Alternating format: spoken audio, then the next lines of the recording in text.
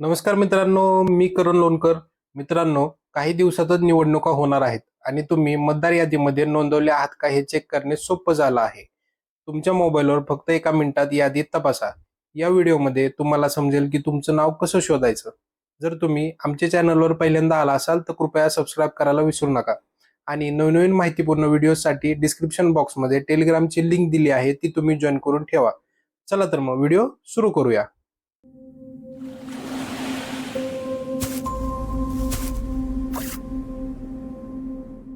तर मित्रांनो, आपल्याला पहिल्यांदा जायचं प्ले स्टोअरला.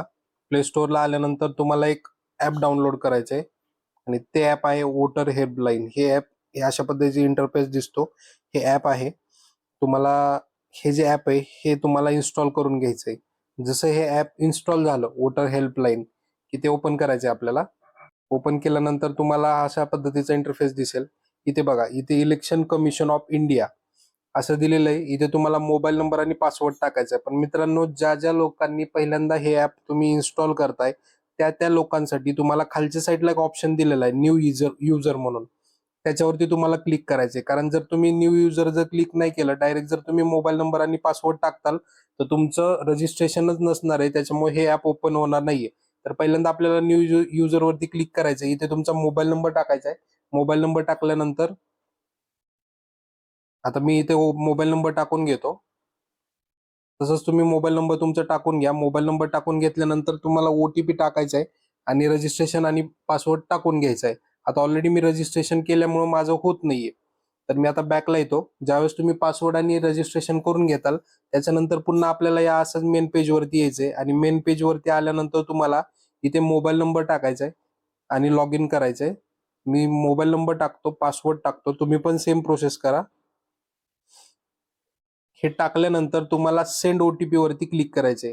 जसं तुम्ही सेंड OTP वरती क्लिक करताल तसं तुम्हाला एक OTP येईल तुमचे जो नंबर रजिस्टर केलेला आहे त्या नंबरला, आणि तुम्हाला एंटर व्हायला पेजमध्ये एंटर करण्यासाठी ते अलाउ करेल.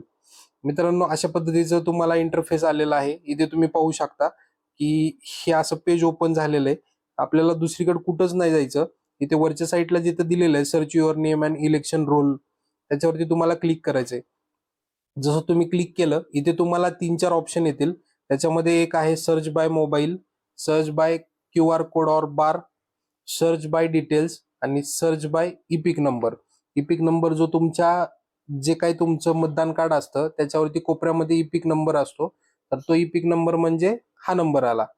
तर मित्रांनो, आता आपल्याला याच्यामध्ये खूप सारे ऑप्शन आहेत. त्याच्यामध्ये तुम्ही तुमच्या मोबाईल नंबरनी पण सर्च करू शकता, तुमचा QR कोड स्कॅन करून पण सर्च करू शकता, डिटेल्स टाकून पण सर्च करू शकता किंवा इपिक नंबर टाकून पण.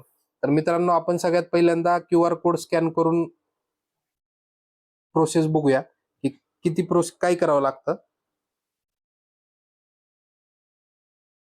तेव्हा मी आता QR कोड स्कॅन केला तर हे अशा एका पर्सनचं तुम्हाला वोटर ID आलेलं आहे. पण याच्यामध्ये फक्त आणि फक्त एकाच लोकेशनचं दाखवत आहे.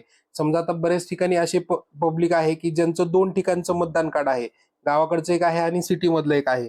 तर ते तुम्हाला याच्यामध्ये दिसणार नाही. याच्यामध्ये पहा, तुम्हाला एकच मतदान कार्ड दिसते, वोटिंग कार्ड दिसत आहे. तर त्याच्यासाठी आपल्याला काय करायचंय, परत बॅकला यायचंय आणि जिथे सर्च बाय डिटेल्स आहे त्याच्यावरती तुम्हाला क्लिक करायचंय. सर्च बाय डिटेल्स वरती क्लिक केल्यानंतर तुमचं जे काही नाव आहे वोटर कार्डवर ते नाव तुम्हाला टाकून घ्यायचंय. तुमचं लास्ट नेम टाकून घ्यायचंय.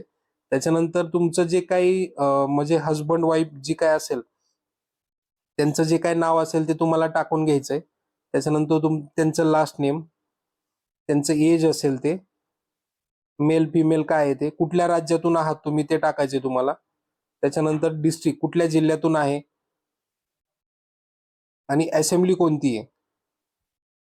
ह्या सगळ्या गोष्टी टाकल्यानंतर तुम्हाला सर्च करायचंय. जसं तुम्ही सर्च करताल तसं तुमच्याकडे जिथले जिथले तुमचे वोटिंग कार्ड आहेत तिथले तिथले वोटिंग कार्ड तुम्हाला मिळून जातील. मित्रांनो, आता बघा, आता मी ज्यांचं डिटेल्स टाकलेले आहेत तर तिथं पहा 2 वोटिंग कार्ड वरती कोपऱ्यामध्ये, लेफ्ट साईडला कोपऱ्यामध्ये बघा, नंबर ऑफ रेकॉर्ड्स फाउंड 2, म्हणजे 2 रेकॉर्ड. या व्यक्तीचे 2 वोटिंग कार्ड आहेत जे त्यांच्या एका सिटी मधलं आहे आणि एक गावाकडचं आहे. तेव्हा हे अशा पद्धतीचे 2 वोटिंग कार्ड त्यांचे आलेले आहेत. आता मित्रांनो, हे वोटिंग कार्ड कसे मिळवायचे हे डिटेल झाले. पण हे डाउनलोड कसे करायचे? खालच्या साईडला लेफ्ट साईडला कोपऱ्यामध्ये शेअर म्हणून ऑप्शन दिलेला आहे. शेअर मधून तुम्ही WhatsAppला शेअर करू शकता, मेल, ट्विटर, फेसबुक किंवा तुम्ही तुमच्या गॅलरीमध्ये पण सेव्ह करू शकता. हे अशा पद्धतीचे तुम्ही वोटर कार्ड इझिली डाउनलोड करू शकता घरी बसल्या. तुमचं वोटर कार्ड सापडत नाहीये तर तुम्ही तुमच्या नावाने सुद्धा सर्च करू शकता. म्हणजे QR कोड स्कॅन करायला वोटर कार्ड तर लागणार आहे, पण वोटर कार्ड नसेल तर तुम्ही तुमचं नाव टाकून सुद्धा ही माहिती मिळवू शकता. त्याच्याबरोबर हे जे कार्ड आहे, हे कार्ड ज्या ज्या मित्रमैत्रिणींना सापडत नाहीये त्यांना सर्वांना हा व्हिडिओ शेअर करा आणि चॅनलवर पहिल्यांदा आला असाल तर सबस्क्राईब करायला विसरू नका. जय हिंद, जय महाराष्ट्र.